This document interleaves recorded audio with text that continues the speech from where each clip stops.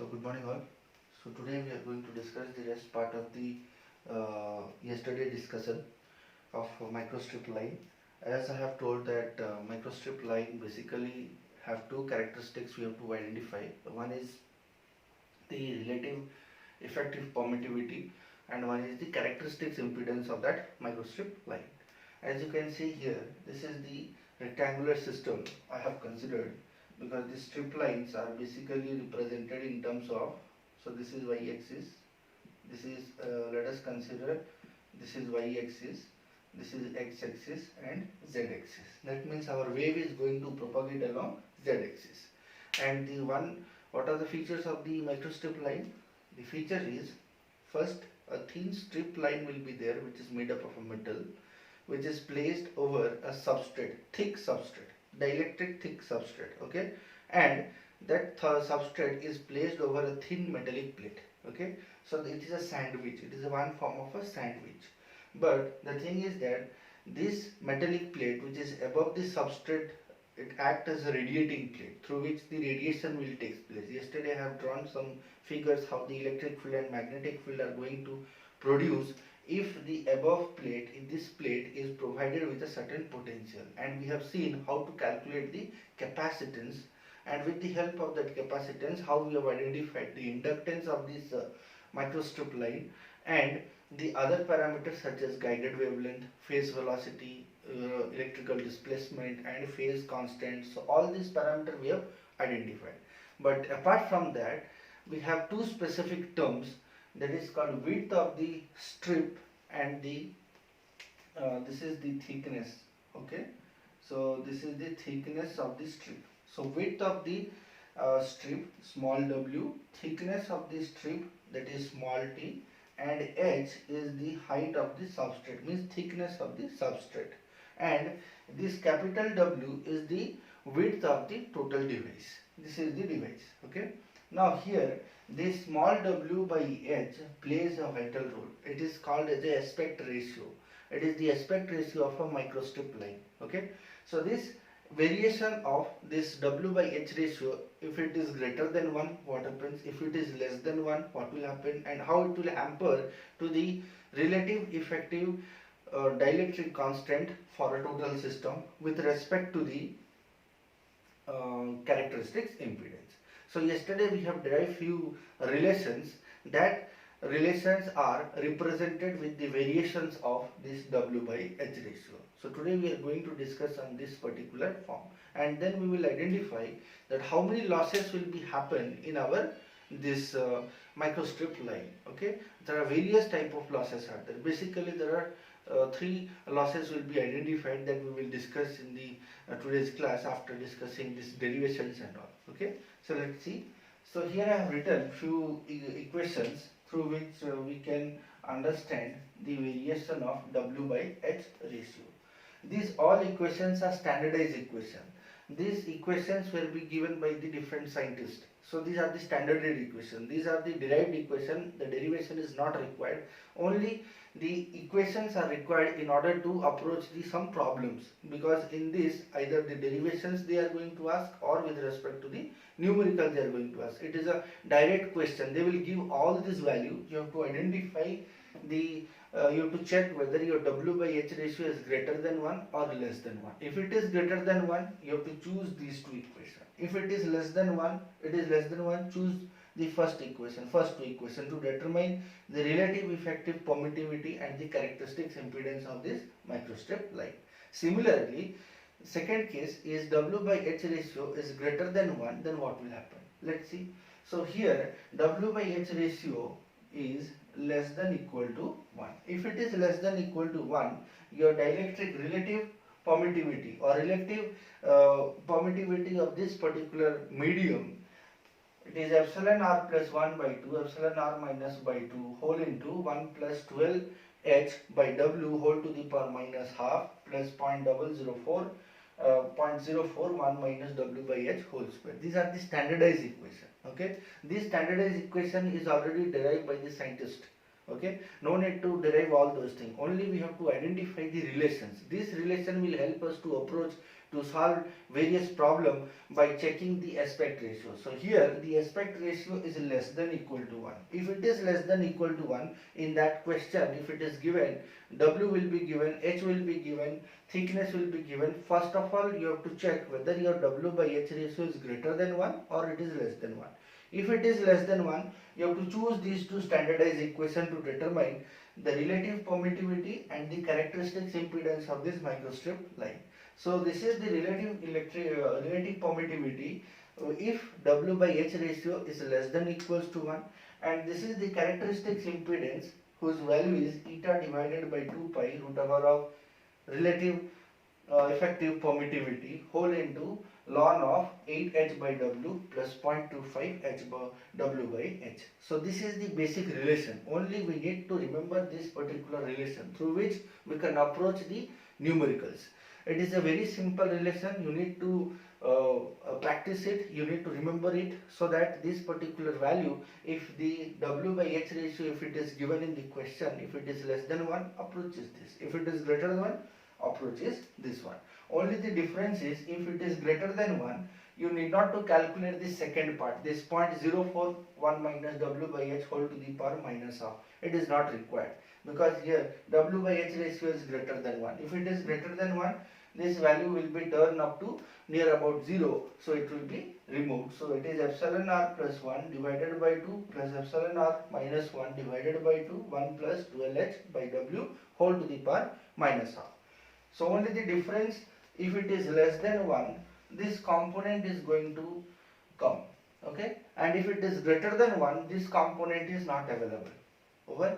Second, the characteristics impedance, if it is less than 1, it is ln of 8h by W plus 0.25 W by H. Here, if it is greater than 1, then your characteristics impedance is going to change. Even your relative effective permittivity is also going to change. So here it is eta divided by root over of epsilon re W by H plus 1.393 plus 0.677 ln of W by H 1.44 whole to the power minus half. So these are the basic representation. No need to derive all these things. The derivation is not there. Only it is there, but here I am not discussing about the derivation, how it comes. Here we are only focusing with the dimensions of this microstrip line. If the dimension of the microstrip line varies, if the aspect ratio varies, then what will be the condition? For that particular scenario, we have identified this standardized equation. So if it is W by H less than equals to 1, you have to use these two relation. And if the second case, if your W by H ratio is greater than 1, then you have to use these two relation. And that too for a thin conductor. The most important thing, these derivations, whatever the relations are there, this we are considering for a very thin conductor where T tends to 0. Means the thickness of the strip line is tends to 0. It is not 0, it is tends to 0. Okay, so it is tends to 0 where the toleration factor is less than 1%. So here error is less than 1%. Okay, so it is very, very thin, negligible. Okay, the thickness is tends to 0, and there are two cases are there. If W by H ratio is greater than 1, what will happen? If it is less than 1, what will happen? And what is the variation with respect to relative effective permittivity and the characteristics impedance of a particular microstrip line? Okay, so similarly, next we will see if the error is about 2% or 3%, then what will happen? Then what will be my characteristics impedance? What will be my relative effective permittivity? These relations I am discussing only with respect to solve the numericals, because in numericals they will simply give the questions in which this toleration amount is given. If they are representing that error is 1%, that means he is discussing this whole category, this whole relation. Then next you have to check whether the width of the strip line is greater than your height of the substrate or it is less than height of the substrate. If it is greater, that means case 2. If it is less, that means it is case 1. And according to that, you have to use this relation for that particular question. Okay, and you have to judge whether the strip lines are thin, aspect ratio is greater than 1, then what will be our relative values and characteristics impedance? If it is greater than 1, what will happen? Okay, so this is one aspect. Next we will see with respect to the tolerance of 2%. Okay. Okay, so this is the one more condition. Okay, so this give the accurate expression, these relations. So for the same thin conductor where the thickness is tends to 0, okay, and it is more accurate representation for dielectric constant and the characteristics impedance. So effective dielectric constant with a tolerance of less than 0.2%, that is 0.1%, it is 0.2% if it is, then the relative effective permittivity will have epsilon r plus 1 by 2, epsilon r minus 1 by 2, whole into 1 plus 10 w by h whole to the power a into b. This a into b, a is a constant, b is also a constant which depend upon the permittivity of a substrate and w by h ratio. So here you can see a is equals to 1 plus 1 by 49 ln of this whole component plus 1.87 ln of this whole component. Similarly, the b is also depends upon, a depends upon this w by h ratio as I have told, and b depends upon the permittivity of the substrate. So here you can see b is equals to 0.564 whole into e epsilon r minus 0.9 divided by epsilon r plus 3 whole to the power 0.053. These are the standardized equation. Okay, this equation already it was derived. We did not to go to the derived section. Here only we need to use this relation for our purpose in order to judge which type of microstrip is given to us for a particular case study. Okay, we have to check. So here the effective, if the condition is given, if the error tolerance is 0.2%, then you need not to follow the previous one. You need to follow these relations. It depends upon a into b, and always remember this a and b are the two constant coefficient which depends upon the aspect ratio as well as the dielectric value.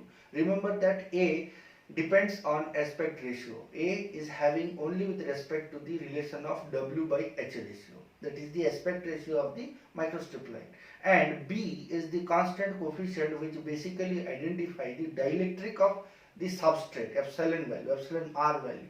So here you can see 0.564 whole into epsilon r minus 0.9 divided by epsilon r plus 3 whole to the power this much. So this is the determination of the relative effective permittivity for the accurate expression. This accurate expression will be mentioned in the question. If it is mentioned, you have to use these particular relations. You have to practice this relation. Okay. Next, once this effective dielectric constant is known, next we have to determine the characteristics impedance of the medium. So characteristics impedance, again, if the tolerance is again less than 0.3 means it is less than 0.2%. So same thing I have written, Z0 eta divided by 2 pi root over of epsilon Re whole ln of f by w by h plus whole into 1 plus 2 by h whole square. This is the basic representation where f depends upon the w by aspect ratio. So it is 6 plus 2 pi minus 6 exponential of this whole component. Now these representations are quite big. You need to memorize it or you need to practice it. Okay. These steps are basically used to identify the conditions so that according to the given condition the case study can be followed up. Okay, and you will solve the with respect to the relative effective dielectric and as well as the characteristics impedance. These are the representation, these are the basic equations through which we can solve the given case or given a particular problem through which this each and every parameter we can determine. Only these two parameters. Remember that in microstrip line these are the two basic parameters which is going to identify or which will help us to identify whether the strip was thin, whether the strip was wider, according to that. And one more important thing, when we are dealing with a microstrip line, these particular structures are operating in a narrow band. Now depend upon the size, depend upon the structure of this strip line, you can convert this narrow band into the wide band application. Narrow band means in megahertz, within the megahertz or within certain range it can operate, but with the help of certain arrangement, with the help of certain structuring design, you can convert this narrow band structure into a wide band structure. The bandwidth can be enhanced. if the reduction of the size taken place. Okay, if the size of the microstrip line is very small, it can operate in a gigahertz. So if the strip lines are in a very small miniature, it can converted from the narrowband application to the wideband application. So these all factor will come into picture. Always remember that this aspect ratio, W by H ratio, is basically used to identify the relative permittivity as well as the characteristics impedance, and also it helps to determine the various type of losses what happens in our microstrip line. Okay, so these are the basic representation through which we can identify or we can solve the various numerical depend upon the given questions. Okay.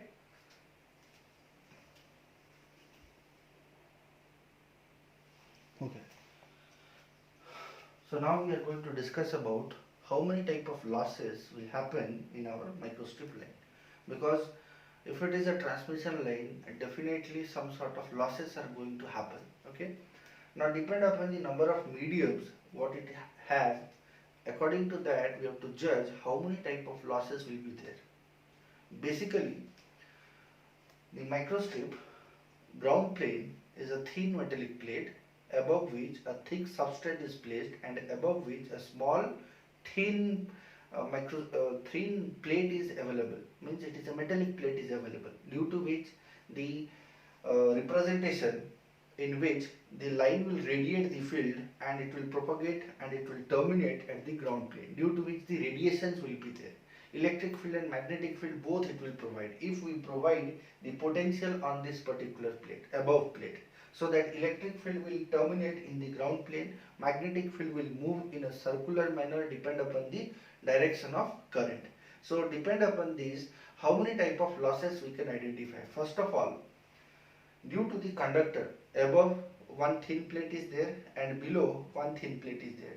Due to this, ohmic losses will be there, because these are the conductors.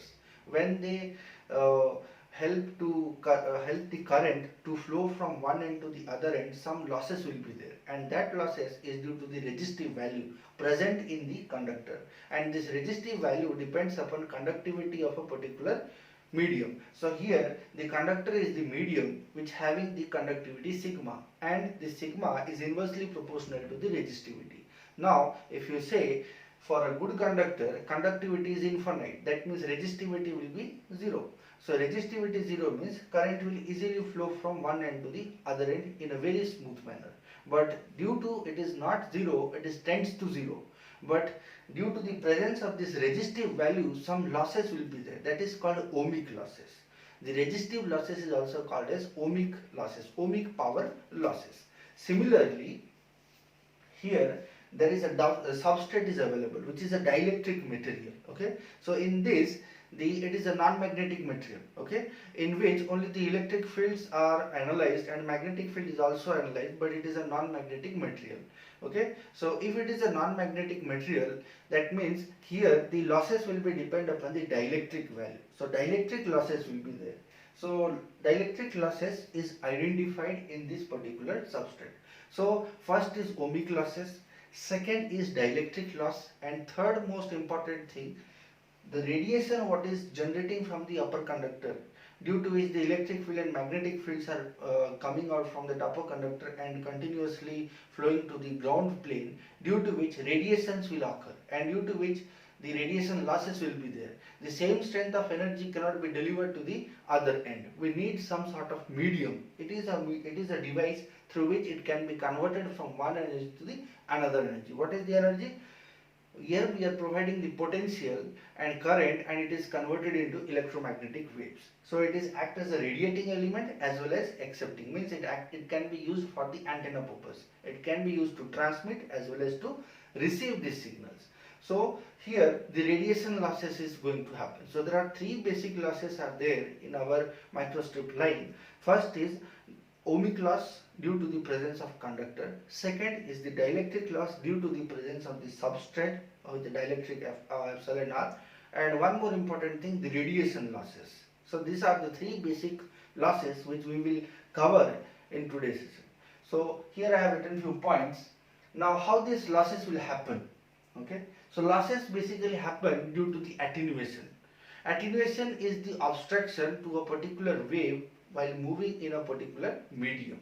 Okay, if suppose if I am transmitting 10 watt of power, at the receiver end I am getting only 5 watt of power, that means rest 5 watt of the power is attenuated by a particular medium. In that medium it suppresses the rest amount of power. If any sort of resistive is happened within that medium, that means it is called as attenuation. Okay, and due to this attenuation we are losing the information what we are sending from a transmitter to the receiver end.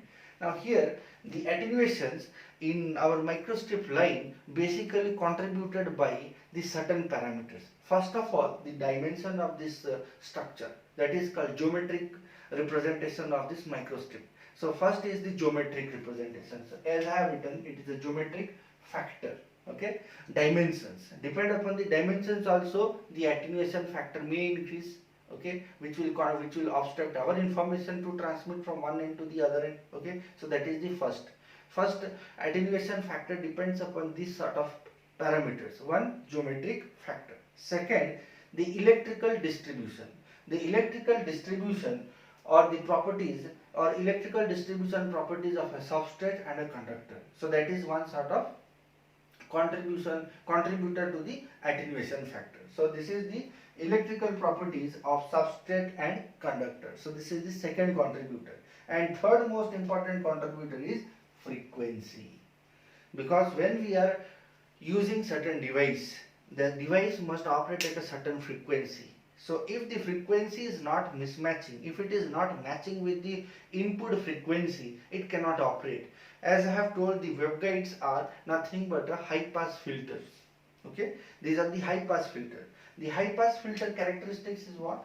High pass filter characteristics is after the cutoff frequency we have the pass band, and before the cutoff frequency we have the stop band. This is the basic representation. Okay. Now, if the operating frequency is f0 and the cutoff frequency of this whole system is fc, if f0 is greater than fc and if f0 is less than fc or f0 is equals to fc, these are the three basic cases were identified. Now here, if f0 is the operating frequency means your frequency, okay, which is delivered to a particular medium. What is the medium? Microstrip line, which is operating its own frequency, that is called cutoff frequency, like a high pass filter. This is, let us consider a high pass filter. So after the fc only it will start conducting the signals, but before fc it is called a stop band. No frequency component it will take if it is less than fc. So here three cases I have identified. One is f0 is greater than fc, what will happen? F0 is less than fc, what will happen? And f0 is equals to fc, then what will happen? Okay, so let me explain first one. F0 is greater than fc. Okay, if f0 is greater than fc means our information is having higher frequency component with respect to this. Then what happens? It will allow all our frequency component. For example, this is fc is equals to 100 kilohertz. Let us consider the cutoff frequency for microstrip line is 100 kilohertz, for example. Okay, so this is the high pass filter characteristics I am drawing. Let us consider my operating frequency is 200 kilohertz. Okay, 200 kilohertz. Now you see that 100 kilohertz is the cutoff frequency of this waveguide, that is the microstrip line, and I am applying the higher frequency component. So what will happen? It will automatically pass this particular signal because the frequency component 200, which is greater than the cutoff frequency. So f0 is greater than fc, so that means it enters to the high pass filter passband region and the information is easily delivered to the particular system, and in which it will conduct and deliver at a receiver end. So this is the simple one. Similarly, if f0 is less than fc, now if my operating frequency is 50 kilohertz, okay, but the cutoff frequency of this microstrip line is 100 kilohertz. Now 100 is greater or 50 is greater? Mostly 100 is greater.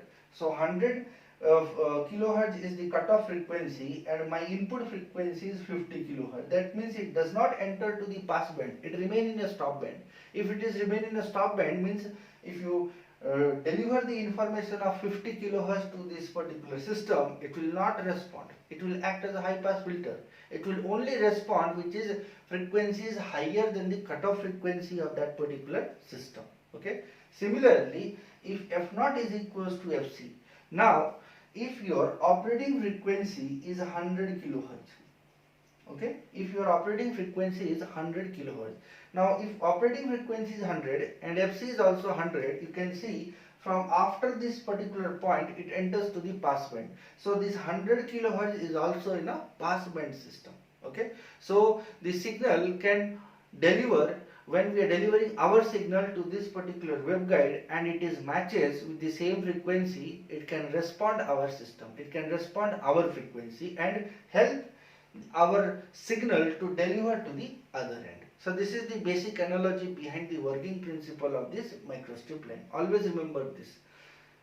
The waveguides itself indicates it is a high pass filter which is operating in a TEM mode. Okay, but microstrip line is not operating in a TEM mode, rather than it is a quasi TEM, means some properties of a TEM it will carry. Okay, so if it is having the property of TEM, that means it will act as a high pass filter. The frequency component is going to identify.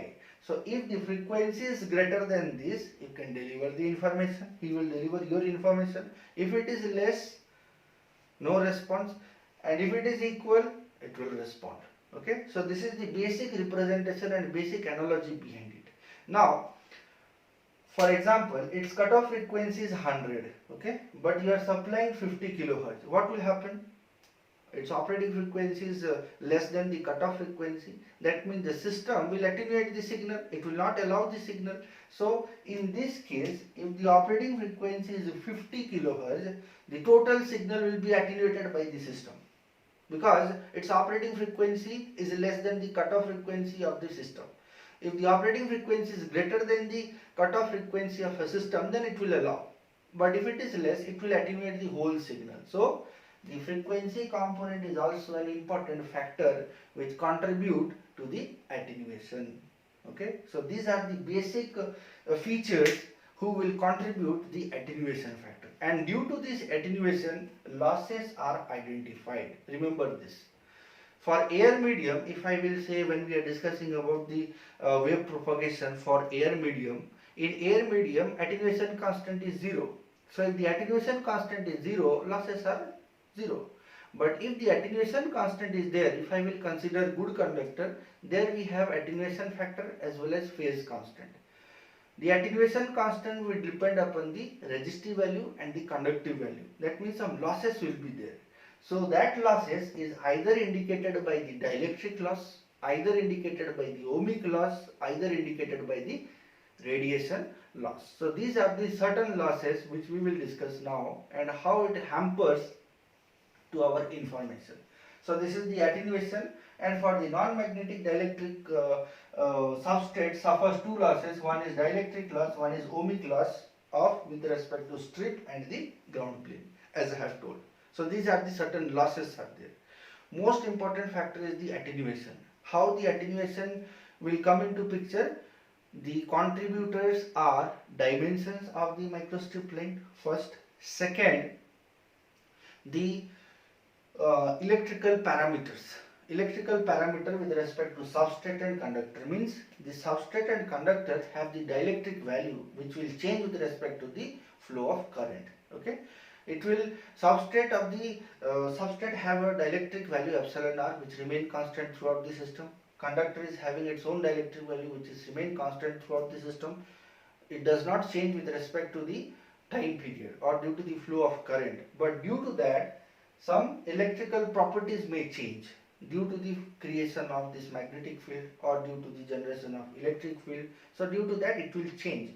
Some parameter will change, and most important thing is the frequency, what I have discussed now.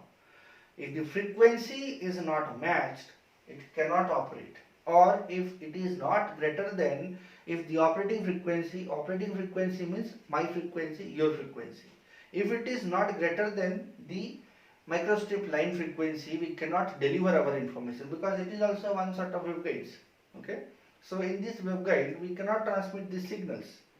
It should be either matched or either greater than the cutoff frequency, then only we can deliver our information. But if it is less than the cutoff frequency, that means whole signal will be attenuated, means no signal will be delivered to the other end. It will block at the initial point only, because it is less than 100 kilohertz. We have used 50 hertz as a operating frequency, so the total signal will be attenuated. So that is the frequency component. Okay, so these are the basic losses which we will discuss now. First we will discuss the dielectric loss, then we will discuss the ohmic loss, and then we will discuss the radiation loss.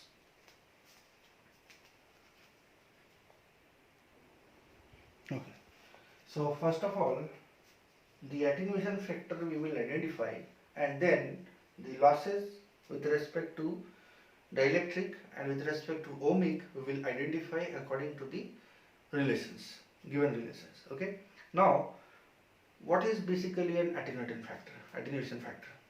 Attenuation factors are basically oppose the power.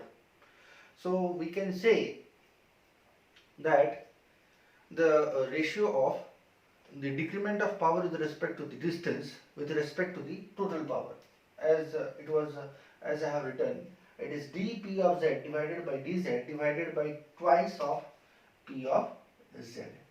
So this indicates that attenuation factor is nothing but a blocking of the power, input power, with respect to the length.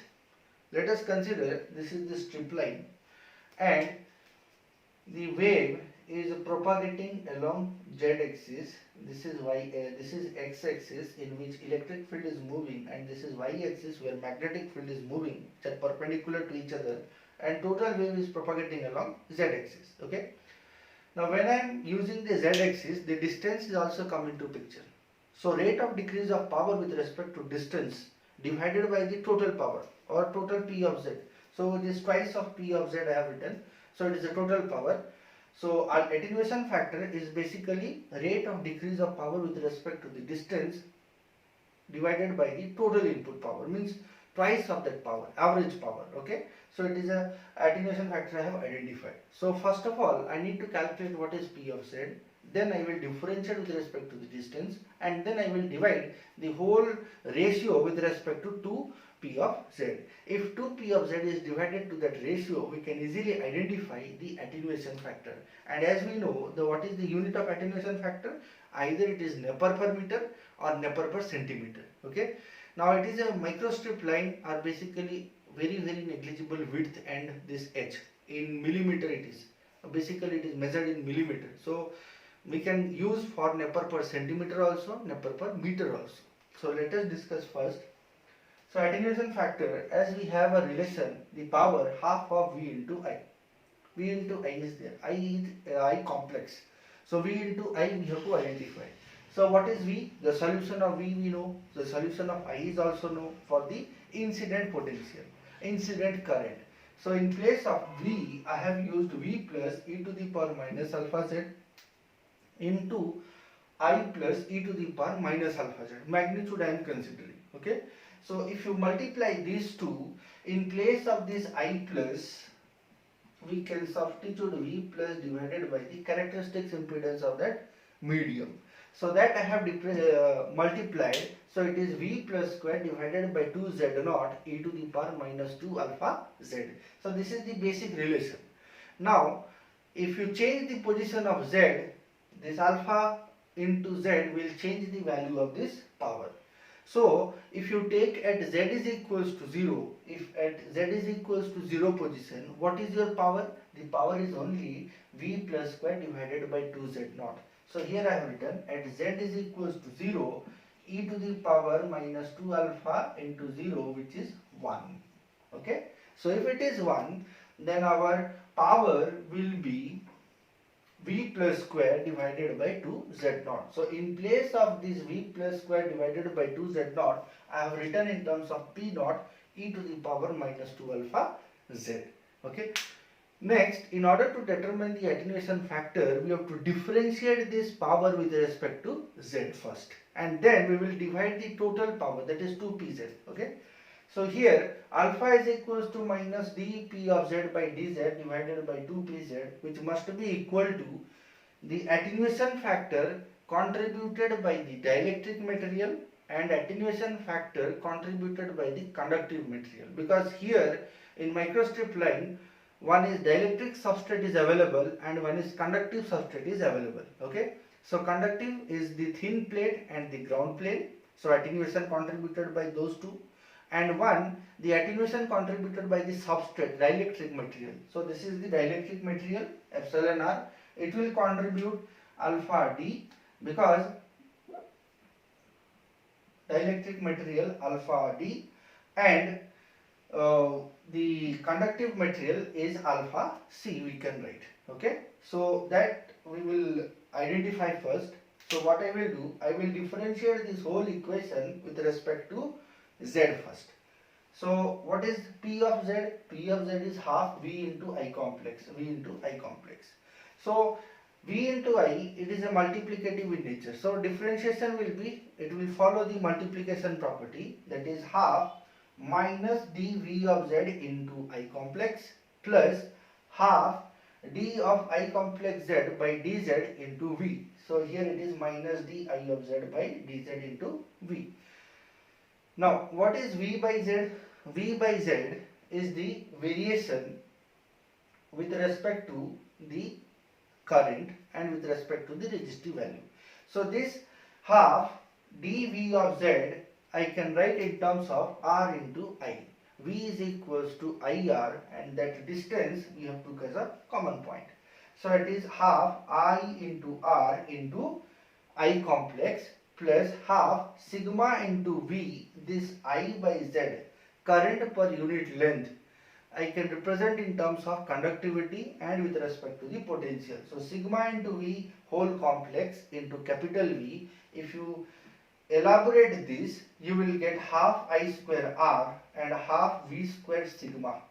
Okay, half V square sigma. So this indicate that half I square R is called as ohmic, means it is a conductor. So here I have written it is PC. Done. Similarly, half V square sigma.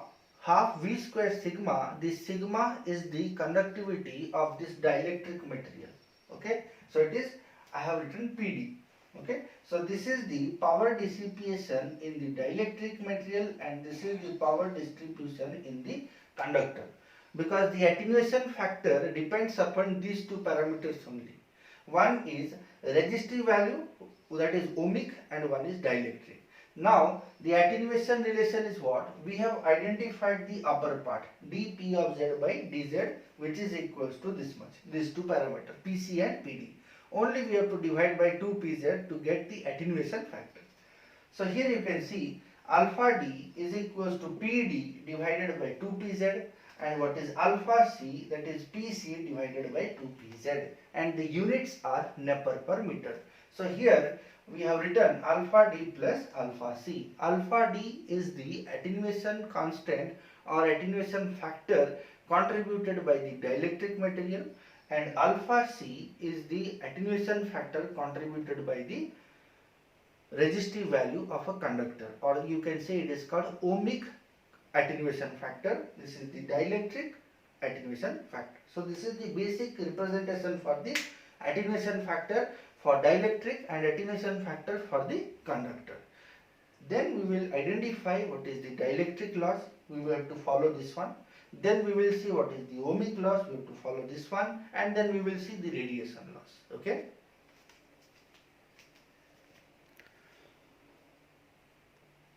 Okay. So here I have discussed, I have written the equations for the dielectric losses so that we can cover the radiation losses in this class. So here we have to identify the attenuation factor for the dielectric value, due to which it will contribute. If we determine the attenuation factor for the dielectric medium, we can easily determine the losses, and losses are basically identified in terms of decibels, power losses. We have to convert that attenuation factor into, which is Nepper per meter, into decibel. If you convert it, the losses we can identify. Okay, easy method. But how to achieve this? Let us discuss. Now, as we have discussed in the previous one, the total attenuation constant is alpha d plus alpha c. Alpha d is equals to power dissipation due to the dielectric material divided by the total power twice of Pz, and alpha c is the power dissipated due to the conductor, that is total P of Z, like this. So this alpha d, we have seen that it depends upon half mod V square into sigma, and this one is half mod I square into R, like this. Done. What is sigma? Here the sigma, I have not written sigma suffix c. If it is sigma suffix c means conductivity of the conductive material. If it is only sigma means here I am discussing with respect to the conductivity of a dielectric substrate. And when this substrate will have its own conductivity, then the electric field and magnetic field won't depend upon time, won't in phase with respect to time. Okay, that is the first component. So here I have written, when the conductivity of the substrate material or the dielectric is not neglected, means not neglected means we have to include it. Here we are including it. Okay, then the variation of electric field and magnetic fields are time independent. It does not depend upon time. Okay, it is time independent. It is time. The electric field and magnetic field is not in phase with time. Okay, so this is the first consideration. Second, what will be my attenuation factor? So attenuation factor, as we have seen that it was derived with respect to the skin depth. We have seen all these relation in our electromagnetic field theory. In that, skin depth is there, means penetration of a wave to a certain extent of a particular medium. In that, the skin depth is inversely proportional to the attenuation constant. Okay, if the skin depth is high, attenuation factor is less.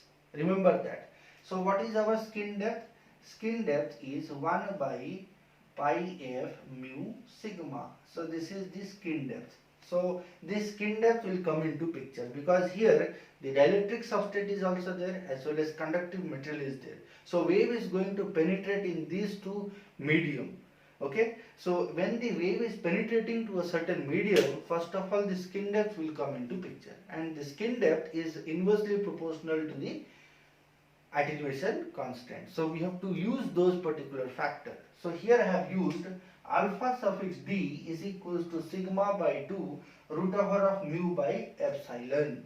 Okay, so this is the attenuation factor for the dielectric in which the conductivity is used, is not neglected, in which electric field and magnetic fields are not in phase with time. Okay, so this is my relation, that is called Nepper per meter. And one more important thing, if you are considering the skin depth, the loss tangent angle will come into picture. These are the fundamental components of a medium. So loss tangent angle is sigma by omega epsilon. So what is sigma? Sigma is the conductivity of dielectric medium, because here we are discussing with respect to dielectric. So sigma by omega epsilon. Okay, substitute this value here in above. So what you will do, in place of sigma, you will substitute tan theta omega epsilon. So if you substitute here, you will get alpha d is equals to omega by 2 root over of mu epsilon into tan theta. So tan theta is what? Tan theta is called as a loss tangent angle. This is called loss tangent angle. Okay. So substitute this loss tangent angle in the above equation, you will get alpha d is equals to omega by 2 root over of mu epsilon into tan theta, whose unit is Nepper per meter. Okay. Now, once this alpha d is known, it is in Nepper per meter.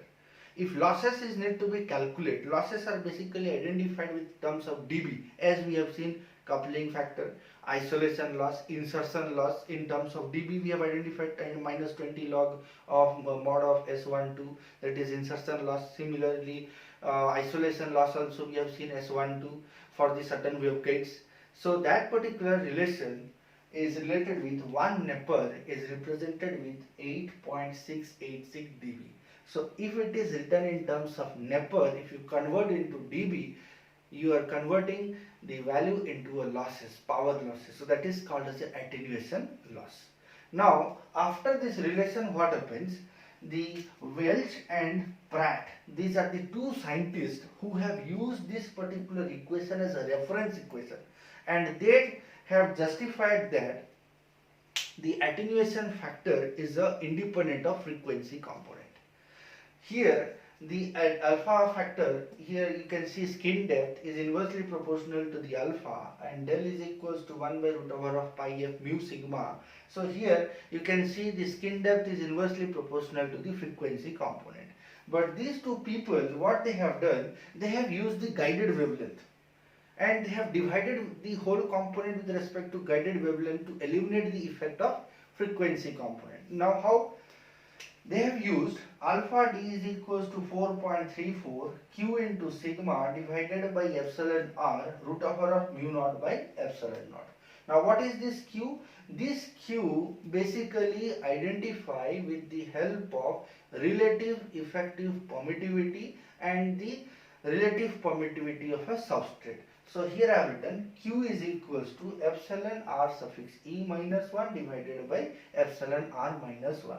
So this is due to the fringing effect. Always remember that this is my microstrip line, okay, and fringing effect means the electric field which is coming out and penetrate to the from the edges and penetrate to the grounds or the ground plane. This electric field which is coming out from the edges, these are called due to the fringing. Sometime when we cross some high voltage line, some humming sounds will come, some charges will be discharging from that line as we think. So that is not discharging, that is called fringing effect. Means electric fields are moving into the air and they are identifying which is our neutral point where we will terminate. If they do not terminate, it is in air medium only, and this is effect is called as a fringing effect. So same fringing effect is due to the relative permittivity as well as with respect to relative effective permittivity of whole system.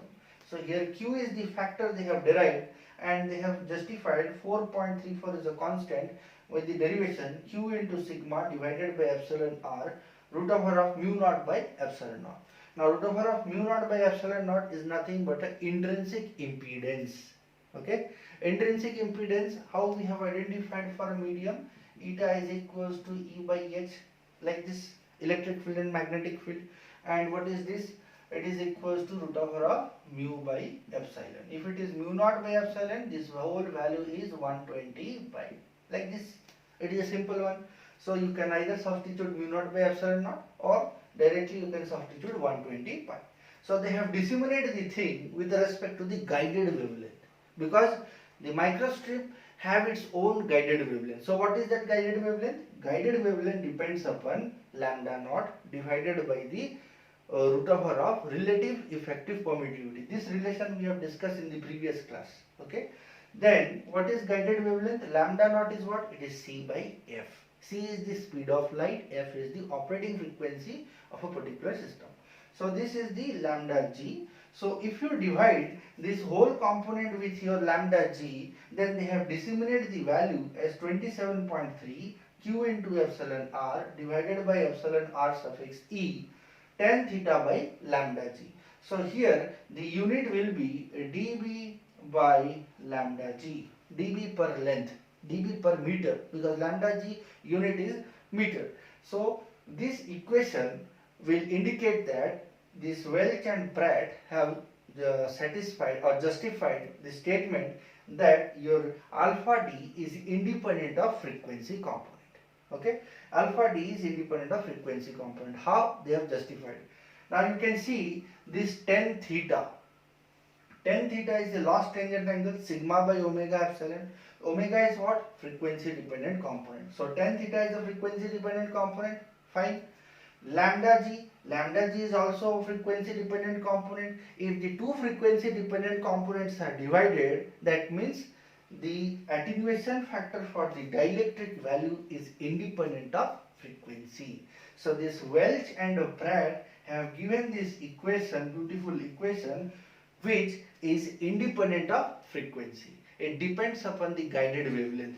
Up to this derivation, what the previous scientists have done, here they have not considered the guided wavelength, but this Welch and Pratt have used the guided wavelength, because since the wave is going to propagate in this medium, guided wavelength will come into picture. So they have divided the wavelength with respect to this value, and they have justified that your dielectric constant for a dielectric medium or attenuation constant for the dielectric medium is independent of frequency component.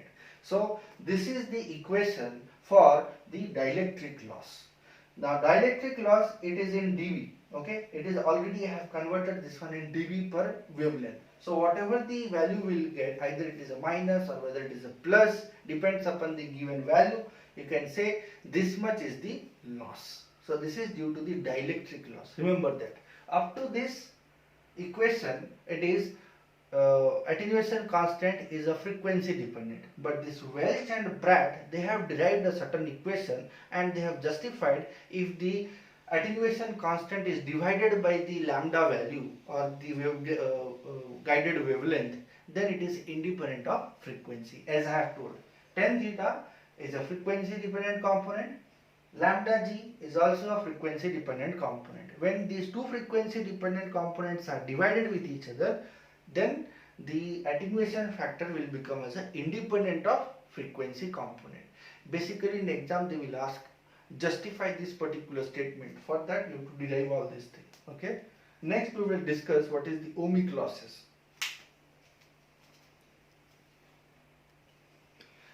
Okay. So next class we will discuss the ohmic loss and the radiation loss. Because the time is running out, I could not make the video more because around 52 minutes is happened. So next class we will discuss about the other two losses and some numericals regarding this microstrip line. Okay.